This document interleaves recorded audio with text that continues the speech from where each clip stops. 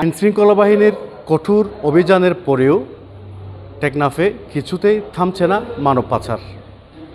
গত ২৪ ঘন্টার ব্যবধানে একজন শিশুসহ ৪ জন নারীকে উদ্ধার করতে সক্ষম হয়েছে বাংলাদেশ কোস্টগার্ড এবং নৌবাহিনী।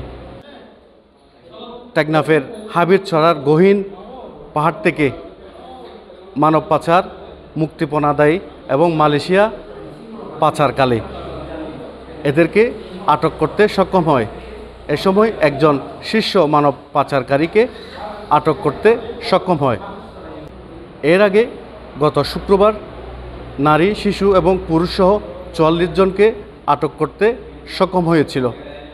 গোয়েন্দা সূত্রে ও পূর্ববর্তী সময়ে আটককৃত পাচারকারীদের দেওয়া তথ্য মতে জানা যায়, সাগর পথে মালয়েশিয়া পাচারের উদ্দেশ্যে নারী ও শিশুসহ বেশ কিছু সংখ্যক ব্যক্তিকে টেকনাফের হাবিরছড়া সংলগ্ন গহীন পাহাড়ি এলাকায় বন্দী করে রাখা হয়েছে। প্রাপ্ত তথ্যের ভিত্তিতে আজ ২৬ অক্টোবর ২০২৫ তারিখ রবিবার মধ্যরাত ২টায় বাংলাদেশ কোস্টগার্ড ও নৌবাহিনী কর্তৃক উক্ত এলাকায় একটি যৌথ অভিযান পরিচালনা করা হয়। অভিযান চলাকালে আভিযানিক দল পাচারকারীদের গোপন আস্তানা হতে বন্দী থাকা ৪ জন নারী ও ১ জন শিশুসহ মোট ৫ জন ভুক্তভোগীকে উদ্ধার করে। এ সময় যৌথ বাহিনী একজন পাচারকারীকে আটক করতে সক্ষম হয়।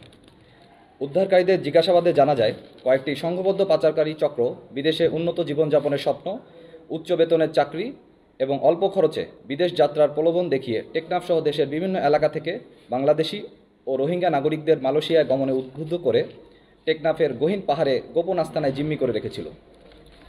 পরবর্তীতে পাচারকারীরা তাদের সুবিধাজনক সময়ে মেরিন ড্রাইভ সংলগ্ন উপকূল হতে বোট যোগে মালয়েশিয়ায় পাচার করার পরিকল্পনা করছিল।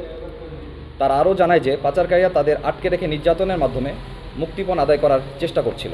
উদ্ধারকৃত ব্যক্তি ও আটককৃত অপহরণকারীর পরবর্তী আইনানুগ ব্যবস্থা গ্রহণের কার্যক্রম প্রক্রিয়াধীন রয়েছে। মানব পাচার রোধে বাংলাদেশ কোস্টগার্ড ভবিষ্যতেও এ ধরনের অভিযান অব্যাহত রাখবে। ধন্যবাদ। এটা ছিল মানব পাচারের উপরে। তারপরেও আমরা বলছি যে আমরা বাংলাদেশ কোস্টগার্ড সীমান্তে আমাদের যে কোনো ধরনের মানব পাচার, অবৈধ অস্ত্র পাচার, চোরাচালান, যে কোনো ধরনের অবৈধ কার্যকলাপের বিরুদ্ধে সবসময় তৎপর রেখে আমাদের ভূমিকা পালন করছি। পাশাপাশি আমরা আমাদের সীমান্তে টহল কার্যক্রম জারি রেখেছি, আমাদের গোয়েন্দা এবং প্রযুক্তিগত নজরদারি বৃদ্ধি করেছি।